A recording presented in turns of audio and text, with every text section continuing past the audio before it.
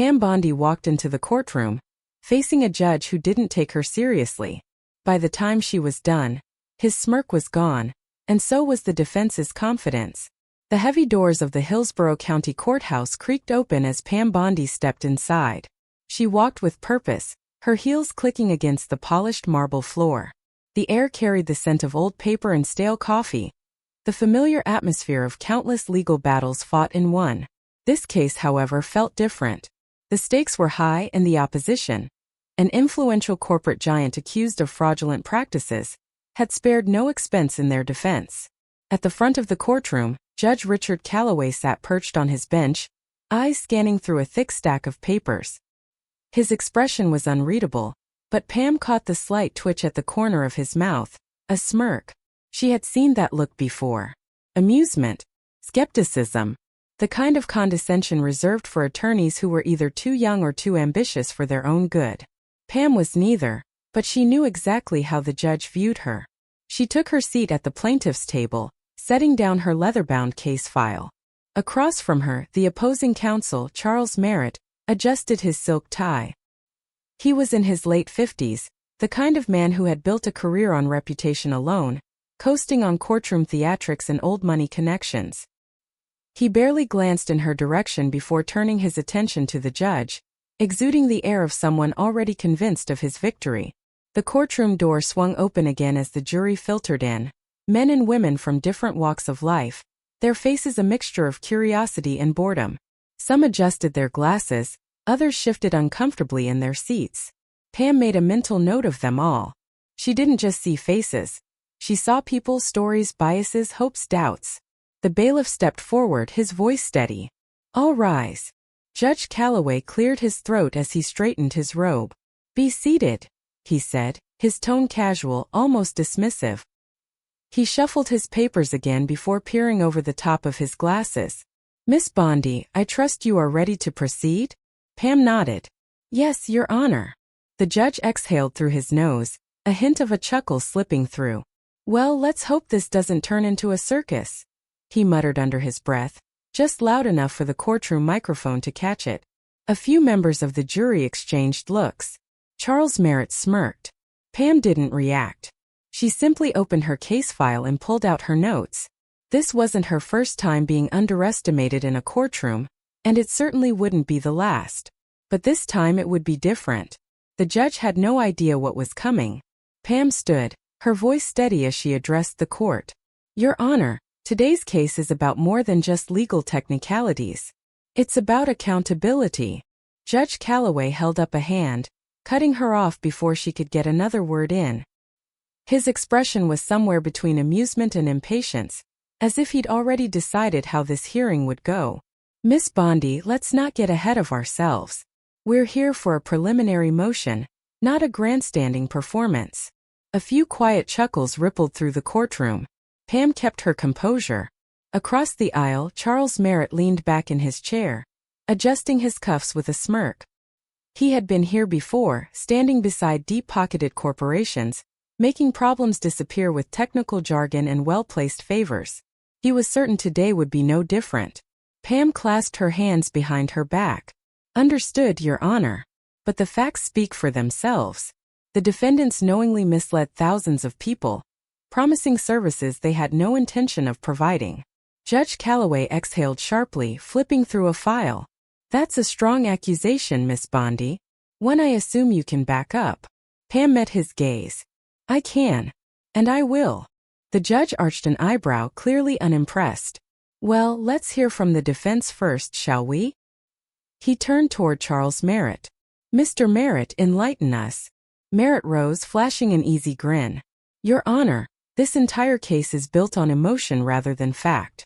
My client, a respected financial institution, has followed all regulatory guidelines. If some individuals felt misled, that is unfortunate but hardly illegal."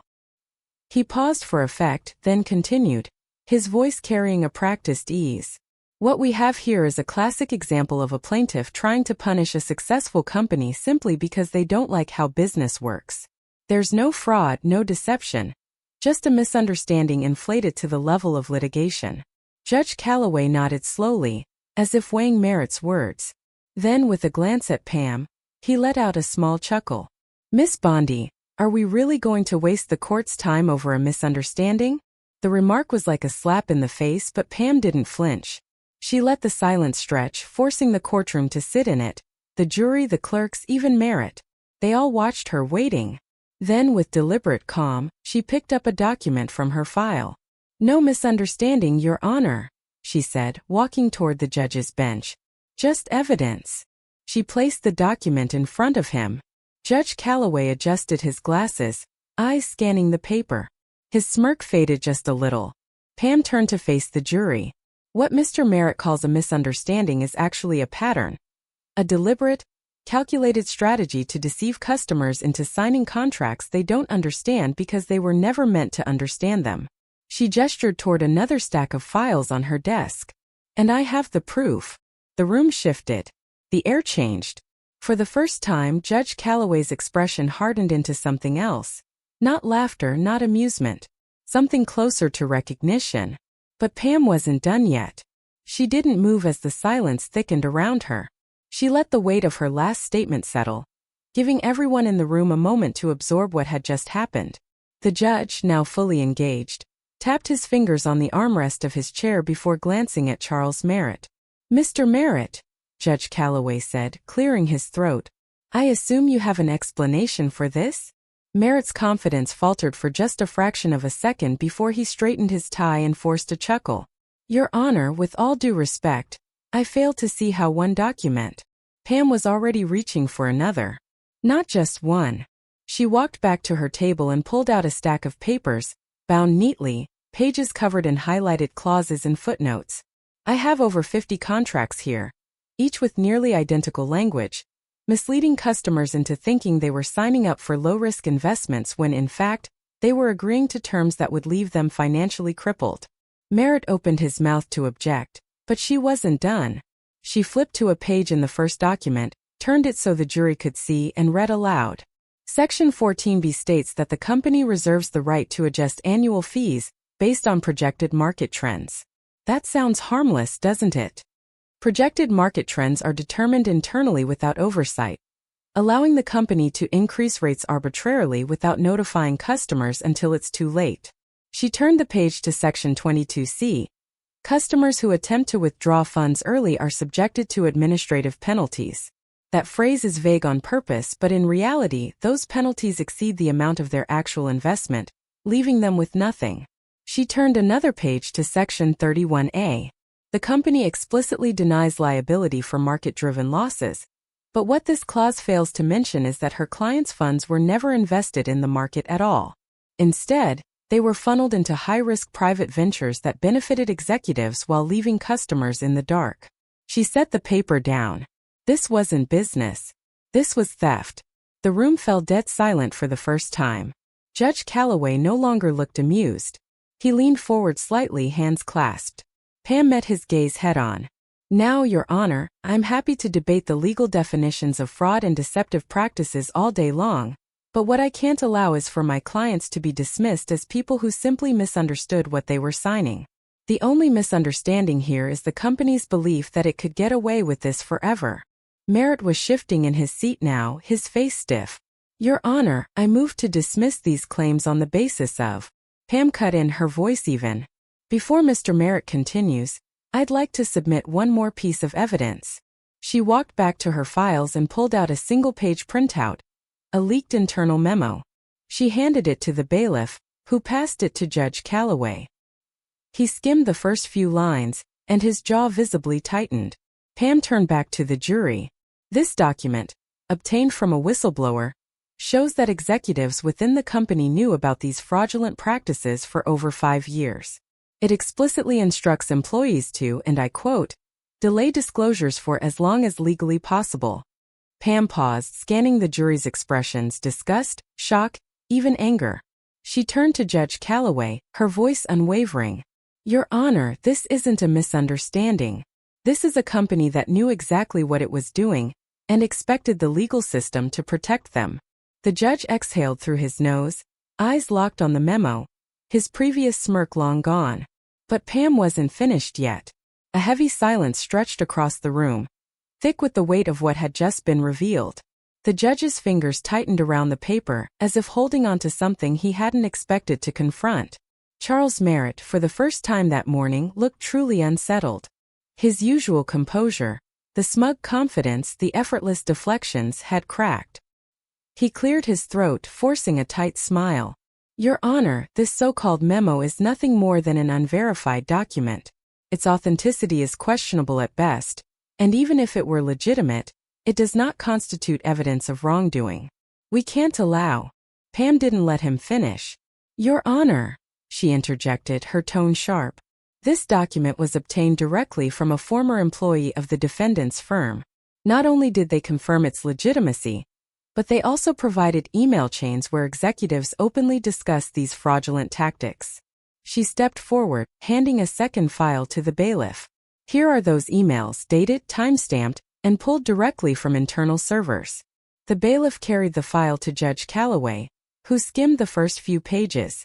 His expression hardened. Merritt shot up from his chair. "Objection, this is—" "Overruled," Judge Calloway cut in, his voice suddenly firm. He set the documents down, eyes narrowing. "Mr. Merritt, do you have an actual legal argument, or are you just here to waste my time?" Merritt's mouth opened, but no words came out. Pam took a slow breath, steadying herself. The shift had happened. The power in the room had changed hands. She turned to the jury, her voice unwavering. For years, this company has hidden behind fine print and vague wording, knowing full well that the people signing these contracts didn't have the legal expertise to fight back. They banked on confusion, on intimidation, and most of all, on doubt.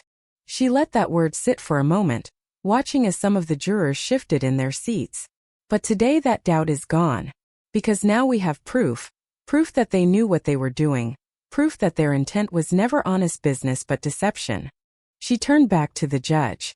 "And if this court allows them to walk away from this, then we aren't just failing my clients, we're telling every corporation in America that they can do the same, and that the legal system will look the other way." A murmur ran through the jury box. A woman in the front row, who had remained expressionless for most of the hearing, pressed her lips together, nodding almost imperceptibly. Pam had them. Judge Calloway tapped his fingers on the bench again, this time slower, more deliberate. Then he looked at Merritt. "Do you have any response to this evidence, Mr. Merritt? Anything at all?" Merritt hesitated. His usual tricks, his charm, his bluffs, his polished courtroom theatrics were useless now. Everyone could see it. The jury, the gallery, even the court reporters had stopped typing, waiting for his response. He swallowed, adjusted his tie. Finally he sat back down. "No, Your Honor," he muttered. Judge Calloway leaned back in his chair, studying him for a moment before shifting his attention to Pam. His expression wasn't quite admiration, but it was something close. "Proceed, Miss Bondi." The courtroom wasn't laughing anymore. Pam took a measured breath, steadying herself as the judge's words echoed in the silent courtroom. She had spent years in courtrooms like this, facing off against men like Charles Merritt, judges like Calloway, corporations that thought their money could buy them immunity. But right now, in this moment, she wasn't just another attorney making her case. She was the only person in the room who had full control over the narrative, and she wasn't about to waste it. She turned to the jury, her gaze steady. "What happens next is up to the court. But before you make up your minds, I want you to understand what's really at stake here." She gestured toward the back of the room, where several of her clients sat, ordinary people, most of them older, some with worried expressions, others gripping their hands tightly in their laps. She walked toward the jury box, her voice calm but firm. "These are not just numbers on a spreadsheet. They are retirees who lost their life savings, parents who took second jobs just to keep their homes, small business owners who trusted a system that was designed to work against them." Pam stopped in front of the jury, lowering her voice just enough that they had to lean in to hear.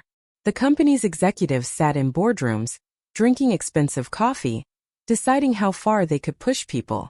Before they fought back, they counted on silence. They counted on fear. They counted on lawyers like Charles Merritt convincing courts like this one that fraud was just business as usual.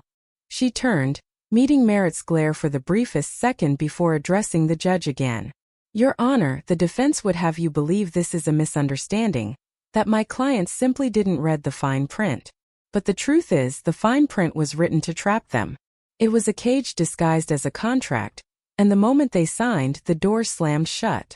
Pam stepped back toward the plaintiff's table, pausing just long enough for the weight of her words to settle over the room. Then, placing her hands on the table, she looked directly at Judge Calloway. The only question now is whether this court is willing to let them get away with it. Silence. Absolute, unshakable silence. For the first time, Calloway didn't reach for his gavel. He didn't crack a joke. He didn't smirk. He just sat there, staring at the documents in front of him as if seeing them for the first time. The jury wasn't moving either. Some looked down at the contracts before them. Others glanced toward Pam's clients, their expressions shifting from skepticism to something else. Anger, maybe. A sense of duty. Pam exhaled quietly. She had done what she came here to do. Then Judge Calloway spoke. "Mr. Merritt," he said, his voice noticeably heavier than before. "After reviewing this evidence, I see no grounds for dismissal." Merritt's face stiffened. "Your Honor, The judge raised a hand. "No." His voice was firmer now. "Your client will answer these claims in full trial." He turned to Pam. "Ms. Bondi, your motion to proceed is granted." Pam didn't smile. Didn't gloat. She simply nodded. "Thank you, Your Honor." But Charles Merritt knew. So did the jury. So did the gallery. Pam Bondi had just won the battle before the war had even begun. Judge Calloway sat back in his chair, rubbing his chin as if absorbing the weight of his own ruling.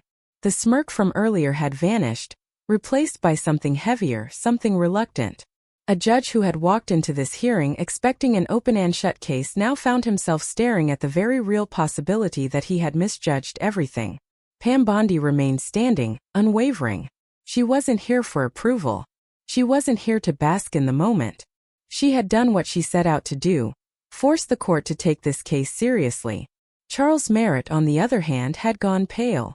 His fingers gripped the edges of his legal pad, knuckles white. But he knew there was nothing left to say. No more loopholes to slip through. No more legal maneuvers to bury the truth under paperwork. Judge Calloway let out a slow breath, then turned to the court reporter. "Let the record show that the defense's motion for dismissal has been denied. This case will proceed to trial." A murmur rippled through the gallery. Pam didn't react, but she felt it. The energy in the room had shifted permanently. Calloway looked back at her, and for the first time, there was no condescension in his expression. No smirk. No amusement. Just the realization that he had underestimated her. And worse, that he had let himself be played by the very people she was fighting against. He straightened his robe, cleared his throat, then spoke directly to her. "Ms. Bondi," he said, his voice quieter than before. "You've built a compelling case here today." Pam simply nodded. "That was the goal, Your Honor." A pause. Then Calloway glanced at the documents one last time before turning to Charles Merritt. "I strongly advise your client to reconsider their position before trial," he said, his voice carrying an edge that hadn't been there before. "Because based on what I've seen today, I suspect they may not like the outcome." Merritt's jaw clenched. He knew what that meant. His client might have billions, but money didn't rewrite facts. And now the court was paying attention. Pam turned to gather her files, her movements measured, professional. She had no reason to celebrate yet. This was only the beginning. But as she glanced up, she caught something unexpected. The judge gave her a small nod. Not an apology. Not an admission. But a nod of respect. Pam had forced a system that often favored the powerful to acknowledge that today, it had met its match. She walked out of the courtroom with the same steady stride she had entered with. She didn't rush. Didn't look back. She had done her job. Now it was up to the system to do its part. Outside, the air was thick with the chatter of reporters eager to pounce. A few cameras flashed as journalists shoved microphones in her direction. "Ms. Bondi, how do you feel about today's ruling? What's your next move? Do you believe the company will settle before trial?" Pam didn't slow her pace. This wasn't a moment for press conferences or sound bites. Instead, she turned to where her clients stood on the courthouse steps, men and women who had been ignored, dismissed, and taken advantage of for far too long. A woman in her 60s wearing a faded blue cardigan, stepped forward hesitantly. Her voice was quiet but firm. "Does this mean we have a chance?" Pam met her gaze and for the first time that day, allowed herself a small smile. "Yes," she said simply. "You do." The woman pressed a hand to her mouth, her eyes glistening with relief. A few others murmured their thanks, some just nodding, too overwhelmed to speak. Pam didn't need applause. She didn't need recognition. This was why she did what she did, to give people back what had been stolen from them. Behind her, Charles Merritt emerged from the courthouse, his usual confidence replaced by something colder. He avoided her gaze, pulling out his phone as he stalked toward a black town car. Pam knew exactly what was happening. His clients were already calling, already panicking, already preparing for damage control. Good. Judge Calloway's ruling didn't guarantee victory, but it sent a message. People were watching now. The powerful weren't invincible, and no amount of legal trickery could erase the truth forever. Pam turned back to her clients. "This isn't over," she told them. "Not yet. But today you made them listen. And that's where real change starts." The woman in the cardigan nodded, gripping Pam's hand briefly before stepping back into the crowd. Pam took one last look at the courthouse, then exhaled, already thinking of the work ahead. Justice wasn't about winning one battle. It was about never letting the fight be forgotten. And that was a battle Pam Bondi had no intention of losing.